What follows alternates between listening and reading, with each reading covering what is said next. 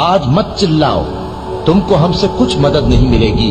میری آیتیں تم کو پڑھ پڑھ کر سنائی جاتی تھی اور تم الٹے پاؤں پھر جاتے تھے، ان سے سرکشی کرتے، گویا ایک قصہ گو کو چھوڑ کر چلے جاتے تھے۔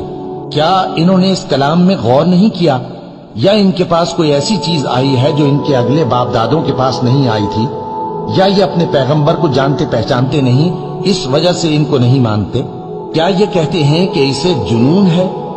نہیں، بلکہ وہ ان کے پاس حق کو لے کر آئے ہیں، اور ان میں سے اکثر حق کو ناپسند کرتے ہیں۔ اور اگر معبود برحق ان کی خواہشوں پر چلنے لگے تو آسمان اور زمین اور جو ان میں ہیں سب درہم برہم ہو جائیں۔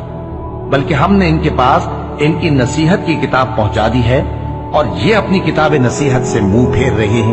کیا تم ان سے تبلیغ کے صلے میں کچھ مال مانگتے ہو؟ تو تمہارے پروردگار کا دیا ہوا مال بہت اچھا ہے، اور وہ سب سے بہتر رزق دینے والا ہے، اور تم تو ان کو سیدھے راستے کی طرف بلاتے ہو۔